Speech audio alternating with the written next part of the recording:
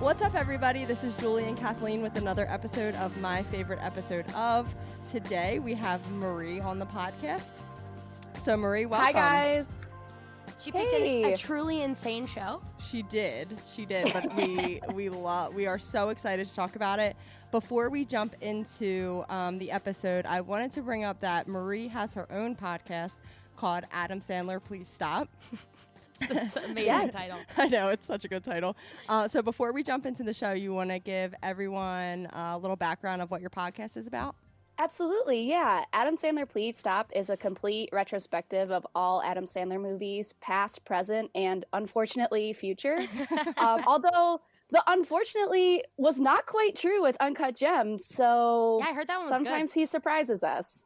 I think if you set the bar low and then just throw out like a banger, then people like start respecting you more. And they have such low expectations. Yeah. You throw out something like but then Gems. he's gonna go back to movies like Grown Ups. So right. So we all know this, and it's fine. I actually read something that he got like snubbed for Uncut Gems. So then he said something like, "Now I'm gonna have to just make shitty movies," or like he's like gonna do it just to spite people. He's like, "Well, now I'm just gonna make shit movies." Yeah, well, I don't know what the last 10 years were then, because he was already doing that. Yeah. So a lot of spiting of the American public has been happening in his career. How many movies does he have? Oh, probably a lot. He's had, I believe, like 59 movies.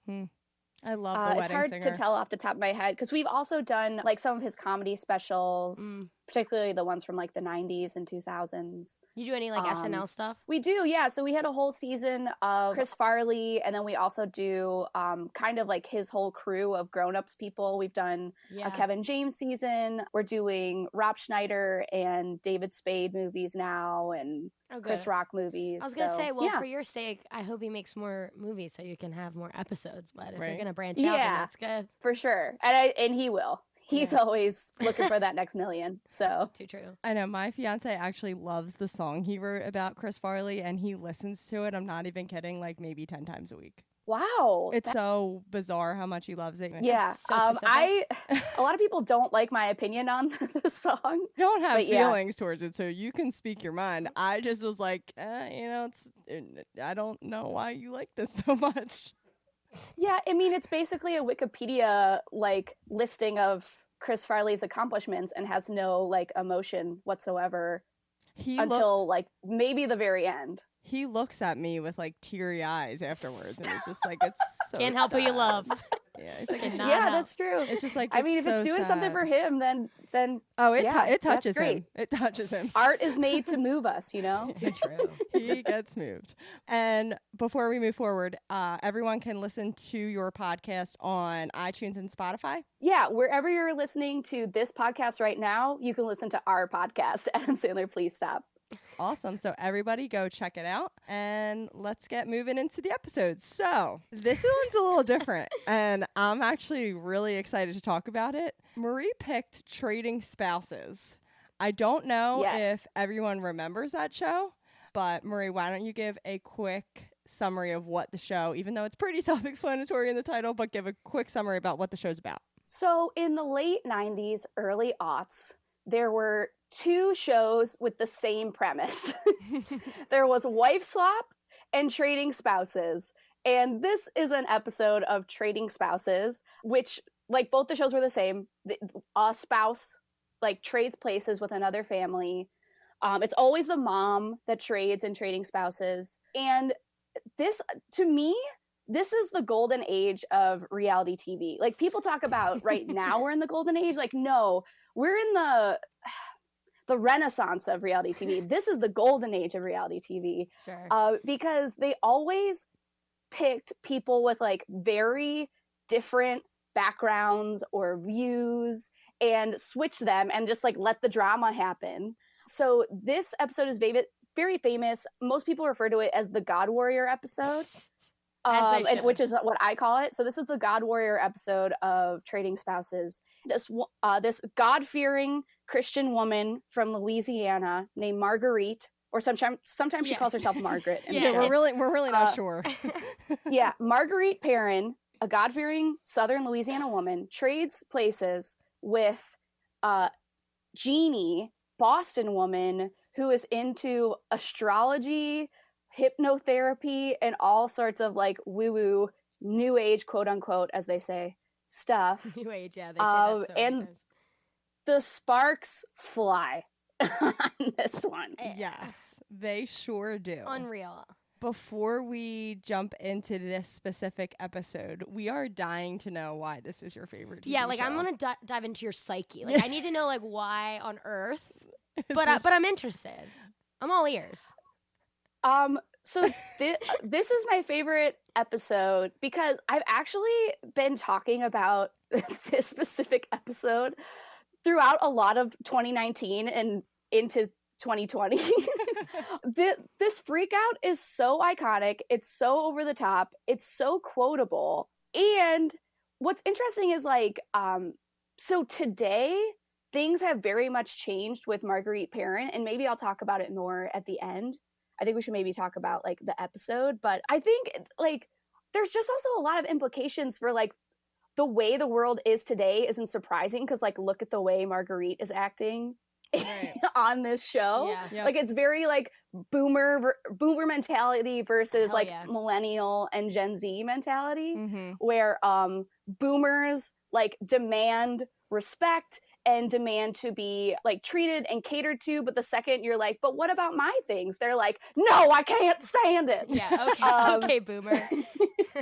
So I think this kind of like this is like a microcosm of what's happening today, and it's crazy because this is like 15 years ago. Oh, you know? Yeah. I know. I was going to say that. I was like, this, like, it's insane to me. I was at a Taylor Swift concert this 2 summers ago or last summer, and there was a guy on a mic, just like, obviously, like, a very religious, conservative person just screaming at little girls for wearing, like, jean shorts and saying they're going to hell, and like, and then people would yell back at him and he'd just be like, and you're going to hell too, you slut. Like it's truly insane. And you think like 15 years ago you think these people will kind of like die out, but it does not. It's still relevant. It's insane. Truly. No, it's a vicious cycle. Yep. But yeah, I mean, after we end, or at the end of this episode, I'll talk about how there's hope for us. Right. Good. Right.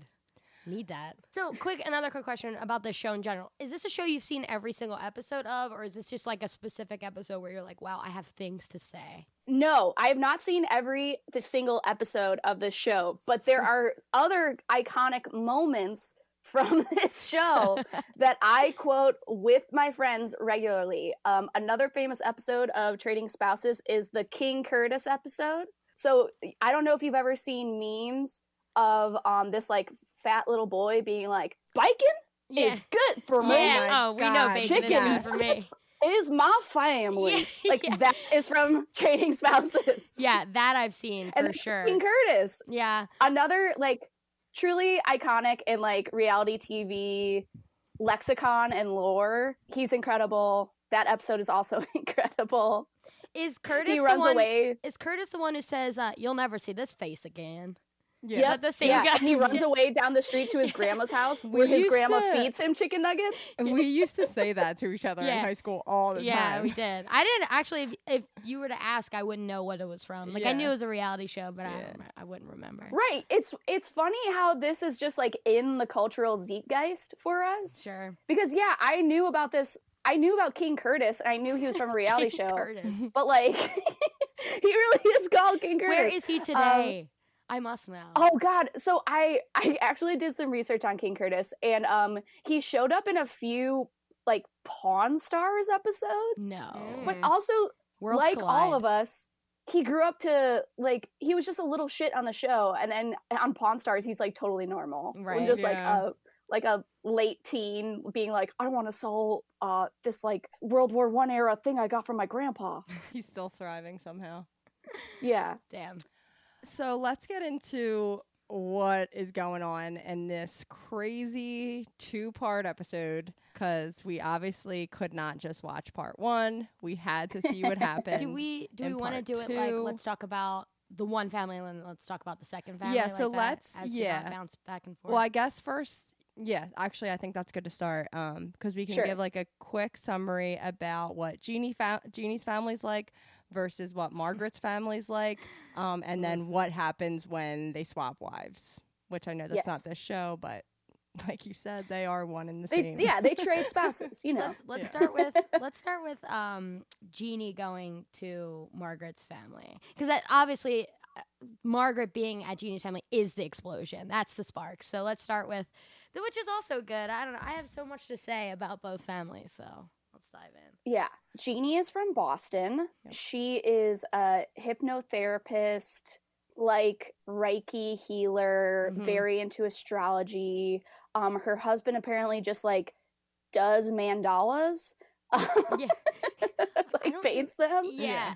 And they host a radio show in Boston about love. Their woo-woo new age like thoughts on love. And it's there's like, this show is so good because like the scoring is everything. And in Jeannie's like intro, and she has those like metal sticks. And she's like, open up the yes part of yourself, open up the no. And like, it's just straight up her not sticks working. Are, and the other woman's sticks are like not turning. And the scoring behind this is so good. Yeah. It is like telling us like, this woman, this stuff is silly, but buckle up for Marguerite. Well, what was pissing me off with that scene is like, so she's like telling the girl, like, she's like, I forget like what she was saying, but like say it was like, you have to say like yes, no, yes, no, yes, no. And then the lady was just like, yes, no. And that was it. And I was like, say the full thing. Not that I thought it was going to work, but it was like pissing me off. Those metal sticks didn't work. You didn't follow directions. Yeah, I was like, why are you not saying it? This show does a good job of just getting a lot of B-roll of the characters like looking around and then playing that like score music that's making it seem so awkward and so like long that there's like awkward pauses with this like dun, dun, dun, dun, dun, music that is just excellent. It's like, oh my God, my body's like, oh, I'm cringing watching this. It's so terrible, but so good. Yeah, the music is so derp. And it knows when to turn from like, so it's like, I distinctly remember this like one part of the scoring where it's like piano and it's like, derp, derp, derp, derp, derp, derp. The derpiness is just so good. Oh yeah, and then real quick, so like Jeannie has 2 children, and then her spouse has a child from a previous relationship, so they're like a blended family. Which one and there's was also it was his, the blonde boy? Yeah, I thought the blonde it boy. was the blind one. Yeah, the blonde. Yeah, I think I have his name somewhere here. I love when I think it's Miles. Yeah, that makes sense. We would just say any name you said. You could have said anything. Yeah. We would be like, yep, I think that's right. Yeah, but okay, so also in Jeannie's intro, like there are shades that her marriage isn't doing so hot. Yes, I talked to producer Matt about this before, because we'll talk about it at the end, but like obviously Margaret is being like so dramatic and lying about her experience, and Jeannie's just like, I know exactly what she's talking about. Like, I've lived it. Like, it's like, dude, she's already in turmoil. You're fucking this up for Jeannie. Because I kept referring to him as like Nick Cage because I just couldn't remember his name, and he just reminded me of Nick Cage. So, but like he was being good the whole time. Like, he was just so even keeled, and when she was freaking out, he was not pushing any agenda. He really wasn't. I mean, the solstice party Chris, was so funny, but besides that, like even when they were on the, I'm jumping too far ahead. We'll get to it. But I love this scene going back to Margaret's family, but Jeannie. Oh no, I'm jumping ahead again. Damn it! She's really getting messed sorry. Up here. One of the things excited. that I hate when people do this, and like I'm apologize to anyone that's listening that's like this, but is when they say they're connected with someone based off of their sign. I have that written down. I was like, he was impressed I was an Aries. Yeah, like I'm like, what? It's like, no wonder this marriage is doing so badly. Yes. Oh my God. This person was born and this month. If I went on a date and one of the questions they asked was like, what is your sign? I'd be like, my sign is that I'm leaving. Yeah, Goodbye. a peace sign. Bye. Yeah, peace sign. Bye. There's also a moment at the dinner table for them, and he's like, Saturn is going into retrograde. It's going to be an enormous event. Like, I know. And the kids are just like, uh-huh. Yeah. Yikes. Oh, it was so good. I also love and hate it because at first I'm like, all right, I can get behind Jeannie, like, and what she's into, like this like new age quote unquote stuff, and then she's like, I'm getting my doctorate, and he's like, oh, so you have a master's right now, and she's like, no. And I was like, Jeannie, where is your credibility, bitch? Where is it? I'm like, what do you have? Come on. I was rooting for her. I don't know how you jump from not like just being a hypnotist to having your master's like your doctorate when there's no master's. I'm getting my doctorate. Yeah. Like, what? Okay. So basically, Jeannie and her husband are like very like hippie-ish. Like the stars are aligning, but they're also like on the rocks, like, and they keep taking like low jabs at that. Yeah. And then, so that's kind of like the background on them. Let's get into Marguerite and her husband's relationship. God, her husband's just a big old pussy. Oh my God. Like, he was like, dude, one of his opening lines was like, I've only had sex with one person in my life. Like, that may be embarrassing, but yeah. It's just like, no, he actually says like, not that I'm bragging about it. Yes, Marguerite's husband is great, and he's so put upon because like Marguerite is such a strong personality, and then her daughter Ashley is just like a mini her. Oh yeah. So they're just like running around their house yelling at people, telling people to pick up shit and stir this pot more. And like I know when he talked about what he does. The younger daughter Brooke is just like their house girl. I could talk about Brooke for an entire episode. I know. I want to unpack that. I want to see how Brooke's doing these days.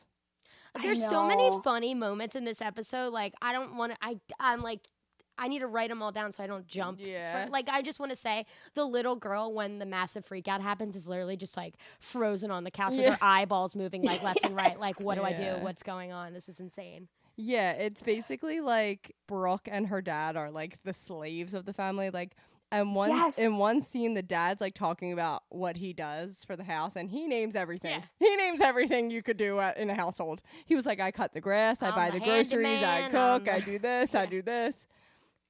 Yeah, and like Ashley and her mom Marguerite are just like the queens of the castle, just bossing people around. Yeah, dude, the one scene she's like hot, and she has her granddaughter rubbing ice on her neck. Yeah, I'm scared. I'm like so freaked out by her. Yeah. She's so freaky. She's the freakiest chick. Oh, God. Yeah. Ugh. And then, so in this intro is where we find out about her religious fervor. She says, she goes, I can hear God. Then she's chilling in a rocking chair on her porch, just like raising her hand to the sky and like moving back and forth. Mm-hmm. And then she asks for the Lord's help making good Cajun food for later. She's like, one more thing. Little favor for me, God. Yeah, oh, dear Lord, please help me make some amazing Cajun meal for me and my friend. Anytime she gets slightly uncomfortable, she's like, I feel God in me. I feel God. He's like, it's like anything she doesn't want to deal with. She's like, God is telling me to get out of here. Yeah. It's like, no, that's just your emotions. That's it. Right, yeah, that's just like you're just you anxious. Having anxiety about something. You're just anxious. Which millions of people deal with every day. Yeah, it's not God, bitch. It's coming from inside your head. I know, and I'm like, I'm honestly like not the most religious person in the world, so obviously I'm watching her just being like, she needs help. She needs like actual, like she needs to go see a therapist, like stat, but obviously I'm just like totally one-sided. We don't have to get into like religious shit, but I wanted to, like, the show does such a good job making things awkward, but like when they finally trade spouses, the men go to the airport and they're like, I feel like they give them absolutely zero inclination on how to look for the human being. Oh my God. So the Southern guy's holding this like painted welcome home mom, and then he keeps calling her mommy. Like I was like, I'm upset. That's and then because he's only had sex with one person. And then vice versa, the guy and like the Nick Cage and Chris. Marguerite are totally missing each other. Like he's like looking at this woman like this can't be her. Like, oh my God, can't be true. I was dying when it was just him like walking past her, and it's just like it's like he's just walking around the entire airport, and She's like, I promise I'm normal. I'm like, that, no, No, like, you're it's not. insane thing. It is.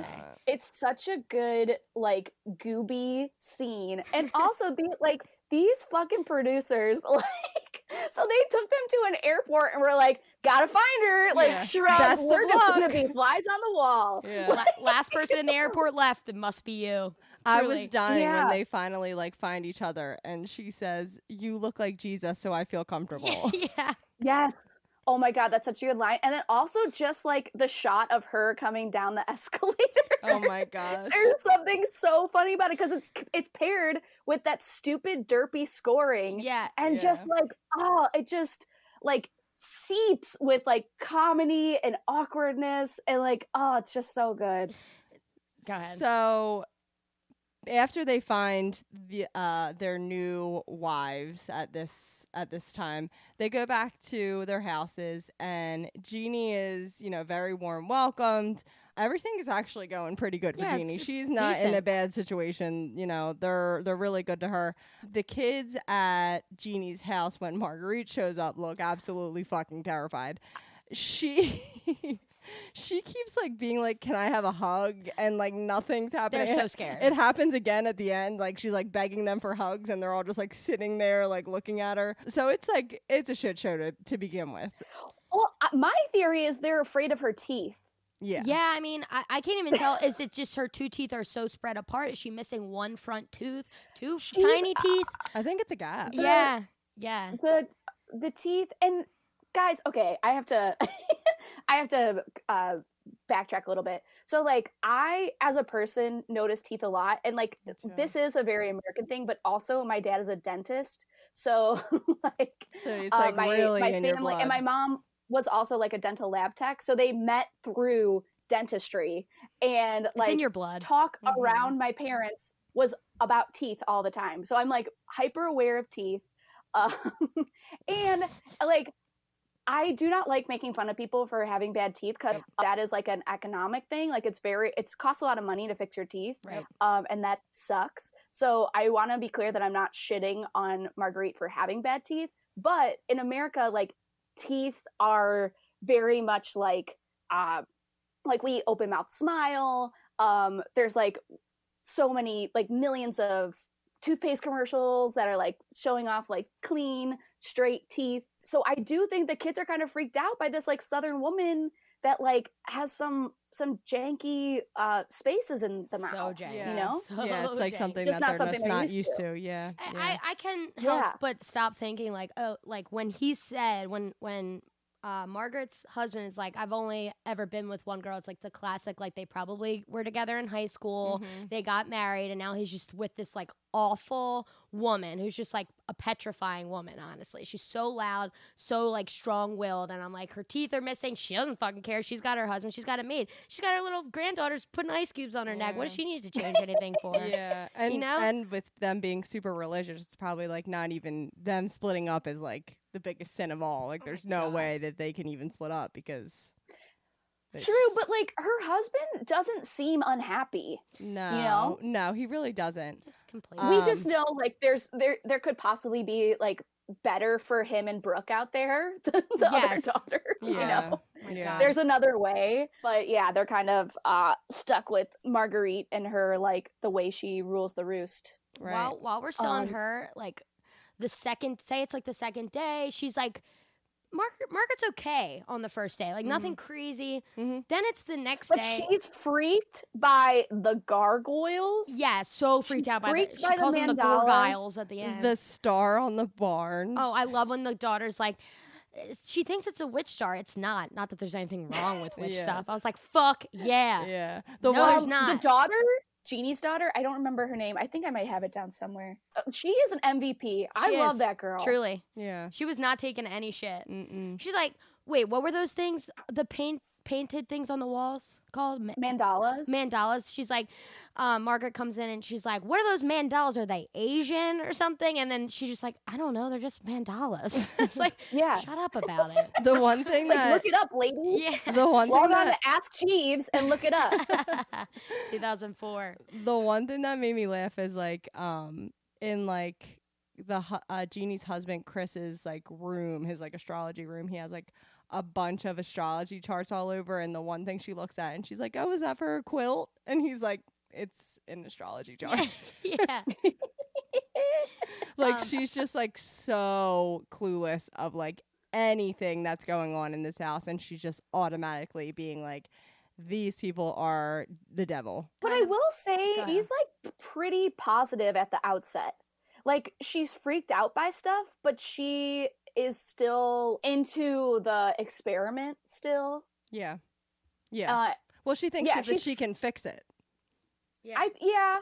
But she's also like I think the things that push her come just much later, like the radio show and a few other things. Yeah, she still has like an open mind. You're right.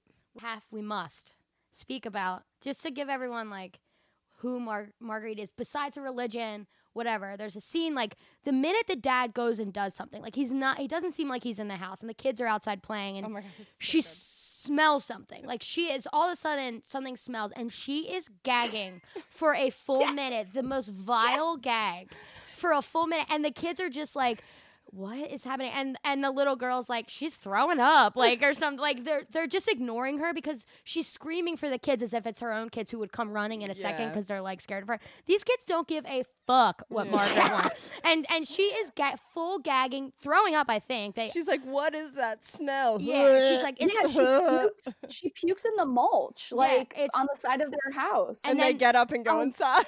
They cut to a scene of the daughter smelling stuff, and she's like, nothing smells in here. Nothing smells. Okay, so, but also the process of that is like Marguerite's downstairs doing laundry in the Boston home. So like for Jeannie's family.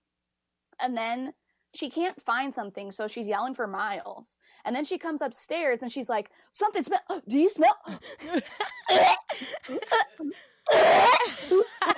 It is truly like, I was watching it like flinching every single time the gag happened. I was like, I know, like turn it off. It was awesome. 30 seconds. Oh my god, it was my favorite part. The gagging was like fabulous. The editing of this is so insane because it's like insinuating that like the devil or like even evil spirit made the smell. Yeah. And you're like, what are you talking about? It's not like something moved weirdly and they were like, what's that? Right. It's just right. She just randomly smells a smell and then she's like, oh god, it's terrible. Yeah. She just keeps feeling the bad spirits. Like she keeps anytime like the dryer or whatever wasn't working, and she's like, I just knew it. I knew something was wrong. It's like they're like, it always is. Okay, I forgot about that. Yeah. The dryer is impetus for this. She's like, oh my god, it's not working. Yeah. They're like, it always does that. Yeah. Appliances do that sometimes. Then we skip back to Jeannie at Marguerite's house. I love this because the first few shots are so her husband's name's Barry. Marguerite's husband is Barry. Okay. Barry is ironing a lime green polo, which just killed me. Yeah. And then Jeannie's walking around like eating cereal or something, and she's like, it's soy milk. Do you like some soy? And the everyone's like, no, weird. And that is just so funny to me because now, like, I can't tell you the last time I had real milk. Oh, it's probably been years. Yeah, and again, they're treating it like soy milk. That's of the devil. Yeah. Let's talk about how Jeannie has actually a pretty decent relationship with Marguerite's two kids, right? So she does the hypnotism to Ashley, and like, you know, obviously Ashley's comfortable enough and not as crazy as her mother to agree to do the hypnotism. So she's starting to form like, you know, bonding relationships with the kids, which I think is good. For sure. It's not really too much of a bond, but she's agreeing to do something out of her comfort zone, which is always good to see. But the hypnotism is hilarious to me because, like, one, Ashley, like, agrees to do it, which is super cool. She's being open-minded. But also, she passes the fuck out. It's hilarious. Jeannie's literally like, you're waking up. You're beginning to wake up. You're waking up. Like, wake up! And then she has to put the mic towards... First of all, why does she need a mic? It is not necessary. I don't know. And then she puts the microphone next to the speaker so it, like, squeaks. Makes a noise, And she does it twice to wake her up. Yeah. It is so good. Oh, it's so I think funny. we He's all. like, oh yeah, I'm so well rested. Thank you so much. I think we all He's like, yeah, you took a half-hour nap. Yeah. I think we all melted over the shopping trip with Yeah. Brooke and Jeannie. Because That was so sweet. Marie, explain like the relationship between Brooke and her actual family Right. and where she is, and then explain like how the shopping trip, why it meant so much. Jeannie notices that Brooke is basically like the Cinderella of the house. And she takes it upon herself to like learn more about Brooke and like really have some one-on-one time with her. So she goes to the dance studio where Brooke dances, and she's like amazed and in awe of like her dancing, and she like praises her. And also, if you're watching this on YouTube, it's super hilarious because YouTube clearly didn't have the rights to whatever song is playing in the background of Brooke's dance, so it's just completely silent. Yep. So if you're watching this online, enjoy that little nugget. But then Jeannie takes Brooke out and like buys her a necklace that Brooke picks out. It's ugly as fuck, but like it's the early 2000s, so like we have to forgive a lot of these. And then she gets her a watch too, and she's like, I want Brooke to pick out something without the influence of anyone else that's like truly her style and like how Brooke wants to look, which is such a great like so healthy message. Yep. Yeah. And she was I so love thankful. She was like, "Thank you. You don't have to. Thank you. Thank you." I was like, what a Yes, sweet when little she's gal. like, "Are you sure I can get both?" Yeah. Like that's so cute. I know. You can tell that it's Brooke so doesn't sweet. get Brooke's such shit in real life. Brooke's such an angel. I just kept thinking that when Margaret finds out that she bought her these things, she's gonna just take them and break them and throw them in the trash. These are dork materials. Dork-sided! Yeah. So I really hope, I mean, I don't know for sure. We don't know what happens after, but like I really hope Brooke doesn't say anything and just keeps those like precious little pieces of jewelry for herself. Like in a box as under like her bed. memories of a fonder time. In a safe. Yeah. Oh my God, memories. That is so sad that 1 week of her life was like a sweet, sweet memory. Yeah. And the rest is just trash. Oh. That sucks. We're thinking of you, Brooke. Yeah. So, like we said, it's like everything's going great with Jeannie. The only thing I think that the only time Jeannie wasn't probably enjoying herself is when Marguerite's friends come over and they're just like shitting on her, basically being like, "You're the fucking devil." Yeah. Like, they're so mean. It's like not even okay. Those friends are my worst enemies. It is insane. And this is what I mean about the like that we still see shades of this today, because when Marguerite's friends come over and they're like really grilling Jeannie about her religious beliefs, and Jeannie's like, I believe in God, but like not the same way, or she's trying to say that she doesn't really stand up for herself. She's like, I believe all people are equal. And one Southern woman is like, you think we're all equal with rapists and terrorists? Yes. Insane thing to say. Truly. Like, take wild. A step And also back. Why is that woman asking that? Because I'm pretty sure the tenets of that brand of Christianity says, yes, you are. Yeah. Yep. So I don't know where this crazy bitch is coming from She's like, with her Bible thumping. But but I was really sad that Jeannie doesn't stand up for herself. She was just like, I felt attacked. I felt so awkward. It was really uncomfortable. These people clearly hate me. And it's like, yeah, but you should stand up for yourself. Like, you don't have to be mean to stand up for yourself and be like, okay, well, that's fine for you to believe what you believe, but this is what I believe. And guess what? We live in a country that has complete religious freedom, so I don't have to believe what you believe, and that's okay. Exactly. Or even like one of the kids being like, "Watch yourself, Linda," like something. Yeah, like, you know what I mean. I was like, actually, back off, Dabney. Yeah. Like I was really waiting for like maybe Ashley to say something, or like, and you know, and nothing happens, and then it's just kind of like you feel for Jeannie, but agreed that you're just like, stick up for yourself. What like just like a weird situation. Ashley's like, when Mama's friends come over, they get put to work too. We're gonna put a meal together. I'm like, this sucks. Yeah. I'm like, this would suck for me. I Also, hate this. why is Ashley so tight with Marguerite's friends? Yeah, she's like, she's my best friend. This is my closest friend. Like, It's I'm so upset. weird. Like Ashley had a child at 16 and then immediately aged to 45. Yeah. Like, Yeah. it's so insane. And it's a good producer Matt brought up something that like we'll get to it, the freak out scene where like he read an article where Margaret was like, I didn't say all those things in in a minute. I said them over an hour, but they like pieced them together. Like the editing team like pieced them together. Well, yeah, of course they did. And they do the Reality same. They TV. do the same thing with Ashley when she's like, "Brooke, go get the phone. Brooke, let me get that cream cheese. Brooke, would you do this?" And they just like piece it together. For sure, yeah. And it's like it's hilarious. Yeah. They do it. They Yeah. do them dirty. They really Yeah. do. Yeah. Yeah, but like on a reality show, you know that's gonna happen. Yeah, So, well, I love maybe, it. but maybe not that. Maybe not back then though, Yeah. Yeah, because that's true. they were pretty fresh. So yeah, yeah. they probably weren't quite as aware of how they could be edited So, as we are now. right. So everyone has an idea of what Jeannie's whole situation's going. Like, let's hop over to what Marguerite's going through. Yeah. So we already talked about the whole, gagging, the smell, that whole thing. Let's get into when Chris, Jeannie's husband, has the solstice party.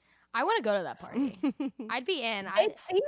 It seems pretty chill, but Marguerite is not having it. No. And yeah. My favorite scene with that is at the end where she's sleeping and tossing and turning, and it's showing clips of the solstice party. As if it's a nightmare. Like she's having a nightmare. She's tossing and It turning. is. Even in her sleep, she's turning over and going, "Ah!" Yeah. Like it's so funny. It is hilarious. It's so good. These early reality shows are like a masterclass in scoring and editing a show. Yeah. Mhm. Yep. Yeah. They're so good.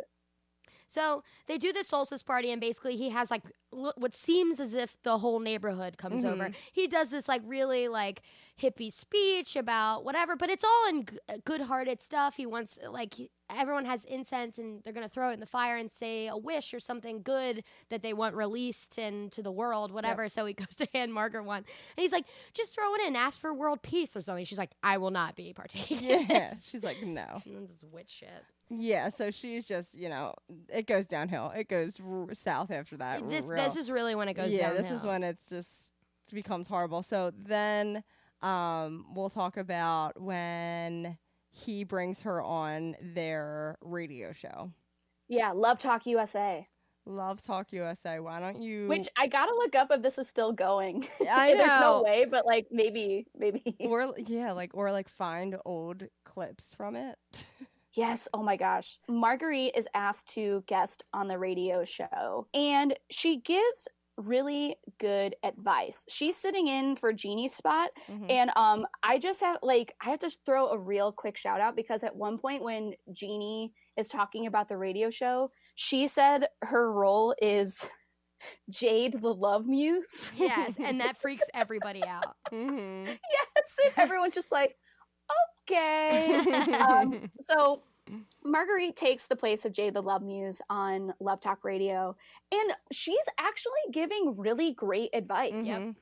Yep, it's going well. Until the psychic comes on. Which is funny, because obviously Chris had no idea. That was like the producers being like, we gotta shake this up. We gotta bring in someone who's gonna freak Margaret out. Oh, girl, I don't think he had every idea. And the producers were just like, oh yeah, just like say you didn't know that this was happening. I was laughing so hard that I had no clue this random psychic, who we know Marguerite will hate, is coming. Yeah. Love it. And she doesn't last like a minute. She's like shaking. She's like, no, not happening. Yeah, she immediately leaves. So like the psychic comes on, he introduces himself, and she's like, my name is Marguerite Perrin. I'm very angry right now.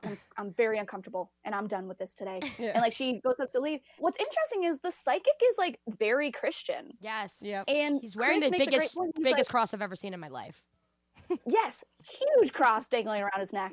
And Chris is like, why can't this guy be Christian and be a psychic? Like, right. He's like, they're not mutually exclusive, and this guy's telling you he's a Christian. So like, I don't get it. And she's like, nope. It's like, what does she say? She goes, this is a God test. She leaves, and she's talking about it being a God test. And then when the producers kind of follow her, she like yells at them to stop following, and she says, I need peace in my heart, and I need it now. And then she's in the bathroom and she's still yelling. Yeah. And they're just like outside of the bathroom recording her yelling about stuff. She's losing her mind. Yes. Yeah, she's straight up not having a good time. No, it's just downhill from the rest of it.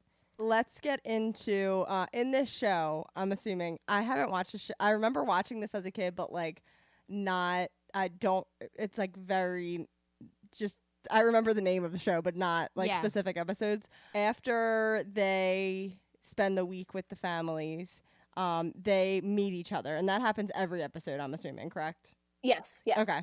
So I mean, that interaction is fine. Like she's kind of like fuck your family, but she's not like nasty towards her. She's more so like, dude, your family fucked me up. She saved the nastiness towards her for when she got home to her family. Yep. But just so the listeners who don't know, at the end of the week, each mom, they get $50,000 to allocate to that family however they want it, which is also $50,000, like $50,000 year 2001 dollars is a shit ton of money. Yeah, it is. It's good. Like, that's so much money. I mean, it's so much money today. Yeah. But like back then, it was even more valuable. Fuck, I would do this show for $50,000. I'd do it for 10. Yeah, me too. Like, me too. I would do it for 5. Yeah. I honestly, like a week, and you're like, I mean, we're normal humans. It would be fun for us. I know. Yeah, this is so much money to be like receiving for this show. So that's just fucking like mind-boggling, first of all. And then they like at the end of each week on the show, they like allocate money towards the family for different things. And I didn't like fully write down Jeannie's allocation, but it was like really fair. Like she gave money to Barry for like just like yard stuff. and like supporting the family. Yeah, she gave money to like Brooke for her dancing, Ashley and all that. For her I studio. loved that. I liked that Ashley and her daughter to move out on her own. That was sweet. Yes. Oh my gosh, you're right. Yes, that's one of the things she gave money towards, which is amazing. Yep. Marguerite is hilarious. Her allocation is so funny. So she says each of the sons get $3,000 to do whatever they want, and the daughter doesn't get to make a decision on what she wants. The mom gets to decide what the daughter spends her less money than the boys on. Yeah, she writes like... Isn't that so fucked up? And they keep showing clips of the daughter just like cross-armed, just so upset. And the boys are like geeking out. And like the daughter was the only one helping Marguerite the entire trip. Right. It's so rude. Everything's like kind of fine when Jeannie gets home. Like she says like, well, this is what, Marguerite told me when I met her, and that you guys did this, this, and this. And like, Chris is like, that didn't happen. Right. Yeah. And God bless all of them for being like, no, we were super respectful to Marguerite, and like she didn't want to do any of our stuff, right? So we didn't push her on it. Like I love that the family comes together to like back up Chris, especially because we know that they're on the rocks. Like Chris and Jeannie are on the rocks. The whole family comes together, and they're like, "That's not what happened." Right. And I'm like, Jeannie believes them right off the bat. Yep. Yeah. Thank God, because I was worried honestly when Margaret was like shelling out lies. I was like, damn. Yeah. Honestly, it's Margaret's truth. She's insane. She needs help. That was her truth. So So then that's like kind of the end of that family. Like you see that they're done. Everything's fine with them. The chapter's done. Then we Marguerite get the ultimate freak gets in the van on the way home from the airport, and she starts stewing. She's this is where havoc. like the freak out starts. Yep. And the van pulls in to her house in Louisiana, and her sweet family is just sitting around. They're waiting for her to get back. They're so excited to see her. And then Hurricane Marge rolls through. Absolutely. And demolishes the family. What? Dork-sided!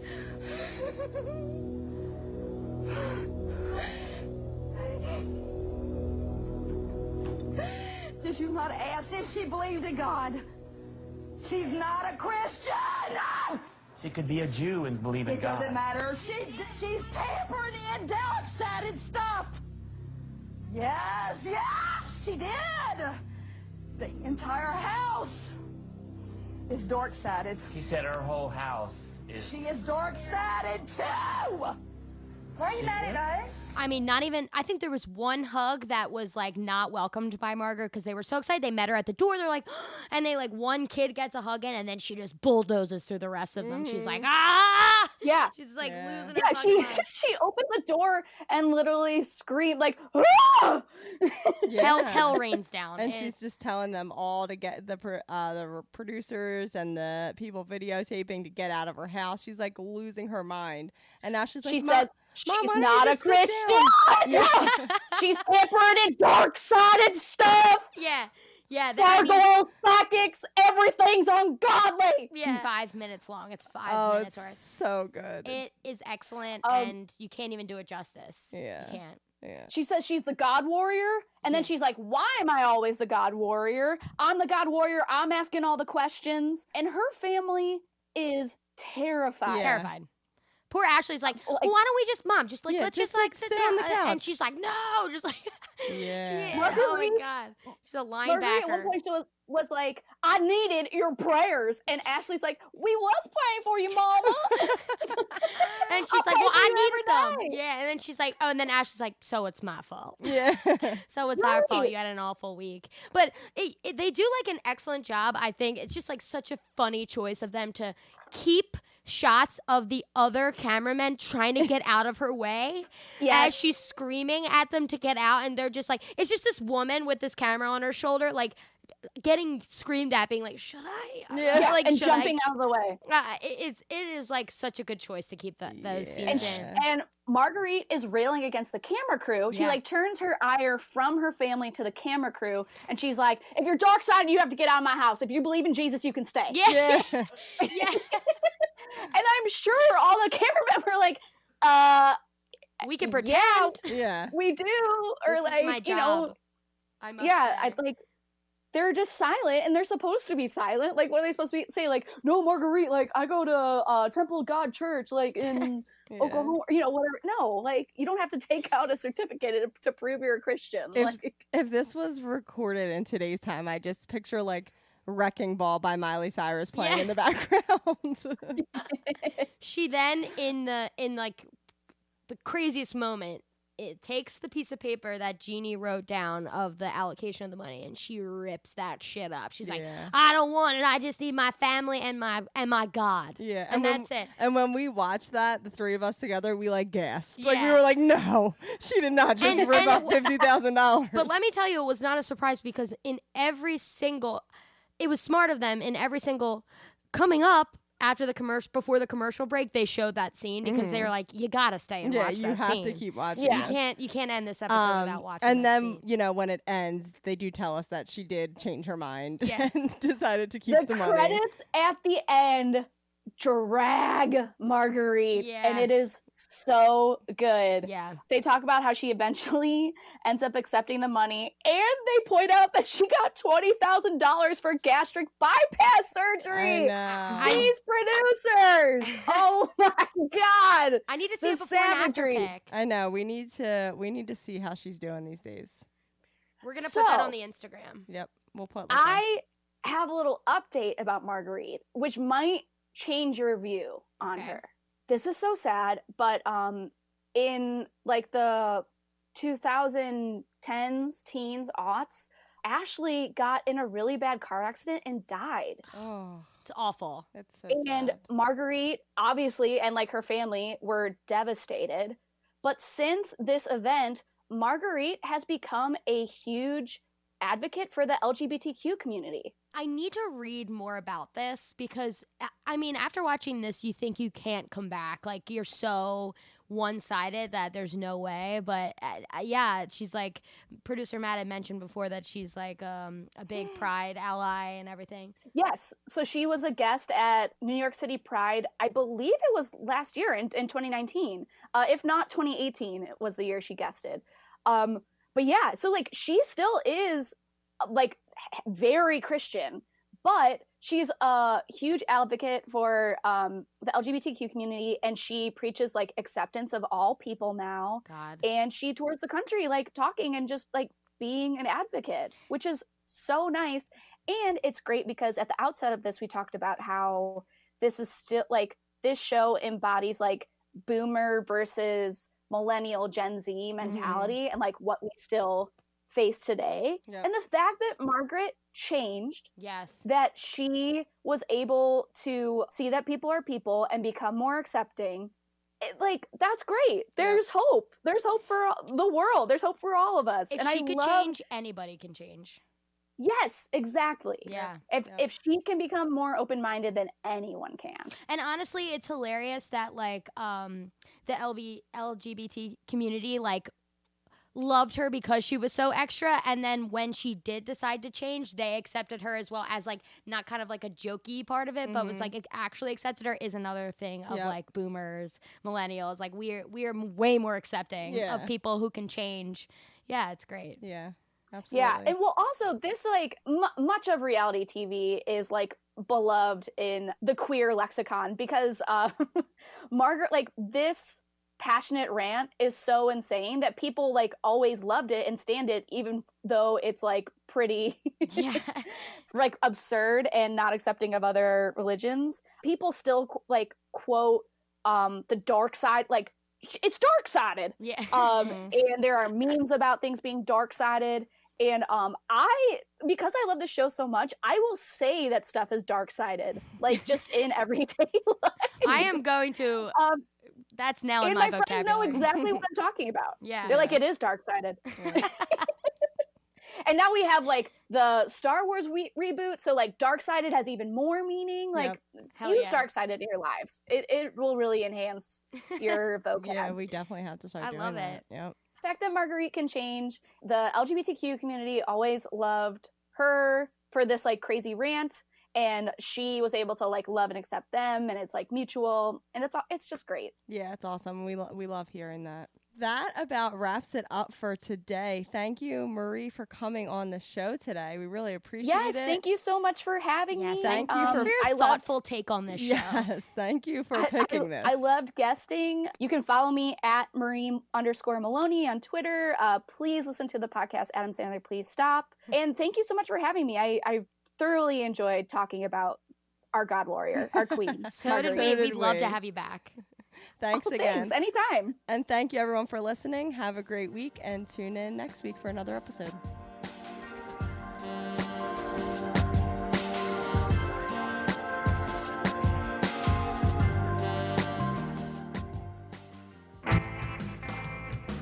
Saturday, February 29th.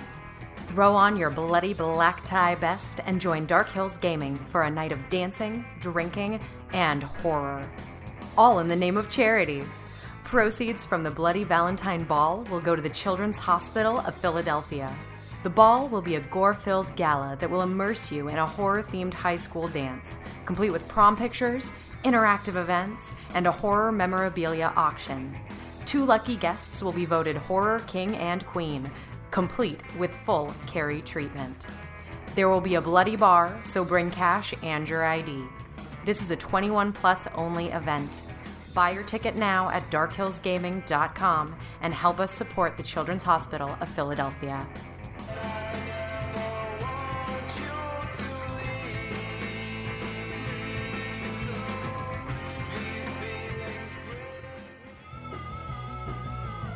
You're listening to the Geekscape Network.